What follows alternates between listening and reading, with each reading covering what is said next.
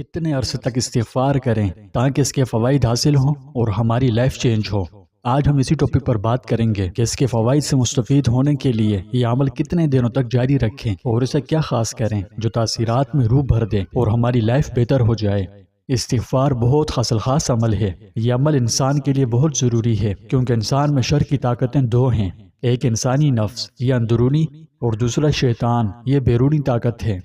یہ دونوں طاقتیں انسان کو گناہوں کی طرف لے جاتی ہے، اس لیے اس دنیا میں رہتے ہوئے ہر انسان سے کچھ نہ کچھ غلطیاں اور گناہ صادر ہو جاتے ہیں کیونکہ انسان خطا کا پتلا ہے، سوائے انبیاء کرام علیہ الصلوۃ والسلام کے کہ وہ گناہوں سے معصوم ہوتے ہیں اور سے کوئی گناہ صادر ہو ہی نہیں سکتا۔ انبیاء کی تخلیق ہی ایسی ہے کہ وہ ان دونوں شر کی طاقتوں سے محفوظ ہوتے ہیں۔ انہیں جو نفس عطا کیا جاتا ہے وہ نفس مطمئنہ ہوتا ہے جس میں طبعی طور پر ہر گناہ اور ہر معصیت سے نفرت ہوتی ہے اور خاص عبادات اور رضا اس نفس میں مجتمع ہوتی ہے اور شیطان کے تسلط اور غلبے سے وہ محفوظ ہوتے ہیں۔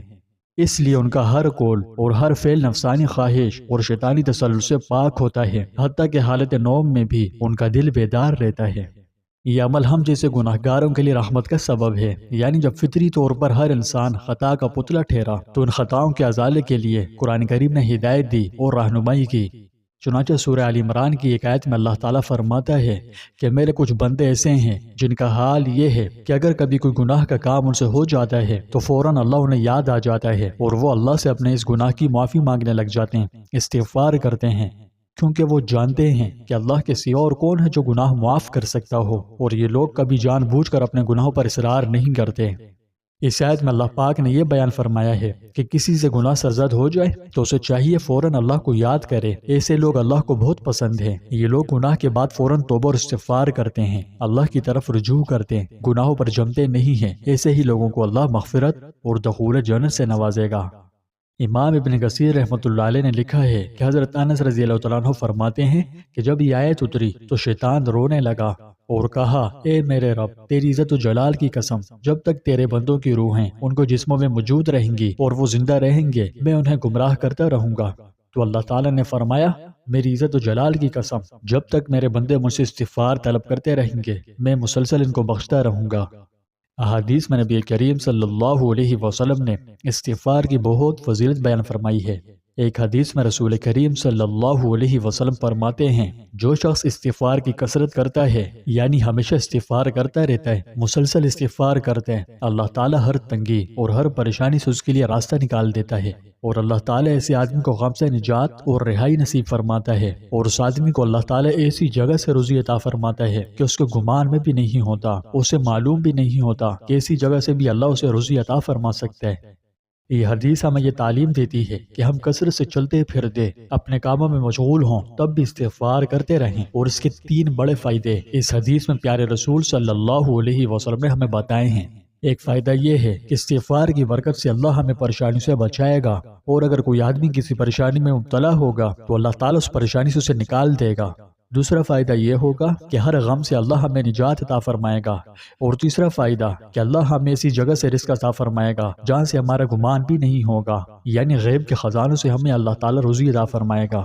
بس یہ عمل بہت خاص اور بہت طاقتور ہے جو نصیب بدل سکتا ہے۔ اس کی طاقت کا اندازہ آپ یہاں سے لگائیں کہ نبی کریم علیہ الصلوۃ والسلام تو تمام گناہوں سے معصوم اور پاک تھے، لیکن پھر بھی آپ صلی اللہ علیہ وسلم کثرت سے استغفار کرتے تھے۔ چنانچہ حضرت ثوبان رضی اللہ عنہ فرماتے ہیں کہ نبی کریم صلی اللہ علیہ وسلم جب نماز سے فارغ ہوتے تو پہلے 3 مرتبہ استغفار کرتے اور پھر 3 مرتبہ اللہم انت السلام ومنک السلام تبارک یا ذا الجلال والاکرام یہ دعا پڑھتے۔ مسلم شریف میں حضرت امی عائشہ رضی اللہ عنہ سے منقول ہے کہ جب سورہ نصر نازل ہوئی تو آپ صلی اللہ علیہ وسلم بکثرت سبحان اللہ وبحمدہ استغفر اللہ واتوب الیہ پڑھتے تھے۔ تو ہمیں بھی چاہیے کہ ہم بھی اس حدیث پر عمل کریں اور نمازوں کے بعد استغفر اللہ پڑھنے کا اہتمام کریں اور اسے معمولی چیز مت سمجھیں۔ ایک حدیث میں حضرت ابو ہریرہ رضی اللہ عنہ سے منقول ہے کہ رسول کریم صلی اللہ علیہ وسلم نے فرمایا، اللہ کی قسم میں دن میں 70 سے زیادہ بار اللہ سے استغفار اور توبہ کرتا ہوں۔ امیجن کیجئے آپ صلی اللہ علیہ وسلم اتنی کثرت سے استغفار کرتے، اس سے مقصود امت کو ہمیں استغفار و توبہ کی ترغیب دلانا تھا۔ کیا حضرت صلی اللہ علیہ وسلم باوجود کہ معصوم اور تمام مخلوقات سے افضل ہیں، پھر بھی جب آپ صلی اللہ علیہ وسلم نے دن میں 70 بار سے زیادہ توبہ استغفار کا اہتمام کیا تو امت کے گناہ گاروں کو بطریق اولیٰ استغفار و توبہ بہت کثرت سے کرنی چاہیے۔ لیکن سوال یہاں وہی آ گیا کہ استغفار کی مدت کیا ہے؟ یاد رکھیے استغفار کوئی وقتی نسخہ نہیں، یہ زندگی بھر کا ساتھی ہے۔ جیسے سانس لینے کی کوئی مدت نہیں، ویسے ہی استغفار کی بھی کوئی میعاد نہیں۔ ہمارے پیارے نبی صلی اللہ علیہ وسلم کی حدیث سے ہے کہ میں دن میں 70 سے زیادہ مرتبہ اللہ سے استغفار کرتا ہوں۔ سوچیں آپ تو معصوم ہیں، آپ بھی اتنا استغفار کریں تو ہم جیسے خطاکاروں کو کتنا کرنا چاہیے۔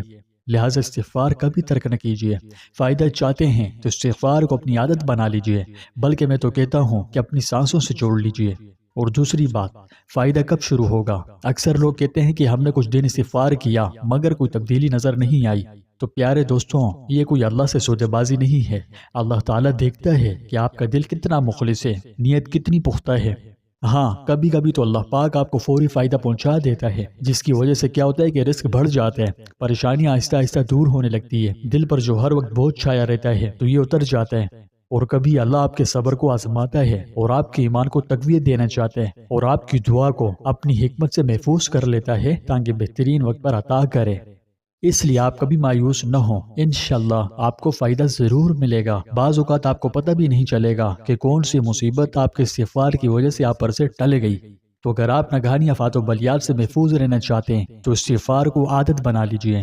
جو لوگ کہتے ہیں کہ مصروفیت کی وجہ سے وقت نہیں ملتا تو اس میں کوئی مشقت والی بات ہی نہیں۔ استغفار آپ کہیں بھی کر سکتے ہیں، کام کے دوران ہو تو بھی آپ استغفار کا ورد جاری رکھ سکتے ہیں۔ اس کے فضائل اتنے زیادہ ہیں کہ شمار نہیں ہو سکتا۔ بس مختصراً قرآن مجید میں حضرت نوح علیہ السلام نے اپنی قوم سے فرمایا تھا، اپنے رب سے معافی مانگو، بے شک وہ بڑا بخشنے والا ہے، وہ تم پر کثرت سے بارش برسائے گا، تمہارے مال اور اولاد میں اضافہ کرے گا اور باغات عطا کرے گا، تمہارے لیے نہریں جاری کرے گا۔ تو دیکھ لیجئے استغفار سے کیا کچھ ملتا ہے، لیکن شرط یہی ہے کہ استغفار کو معمول بنائیں۔ ایک بزرگ کہتے تھے کہ اگر درخت کو روز پانی دیا جائے تو وہ ہرا بھرا رہتا ہے، پھل دیتا ہے، سایہ دیتا ہے، لیکن اگر پانی دینا چھوڑ دیں تو وہ سوکھ جاتا ہے۔ یہی حال استغفار کا بھی ہے۔ استغفار بھی ہمارے دل کا پانی ہے، یہ دل کو زندہ رکھتا ہے، گناہوں کی نحوست سے پیدا ہونے والی دل کی سختی کو نرم کرتا ہے اور اللہ کی رحمتوں کو اٹریکٹ کرتا ہے۔ تو ان ساری باتوں کا خلاصہ یہ ہے کہ استغفار کی کوئی مدت نہیں، جب تک روح موجود ہے کرتے رہیں۔ فائدہ کبھی فوراً ملتا ہے، کبھی آزمائش کے بعد، لیکن ملتا ضرور ہے۔ استغفار کو اپنی عادت بنا لیں، آسان ترین عمل ہے۔ ہر وقت استغفار کرتے رہیں، دل کو بھی زندہ رکھیں، زبان کو بھی پاک رکھیں اور مجھے اور میرے والدین کو بھی اپنی دعاؤں میں یاد رکھیں۔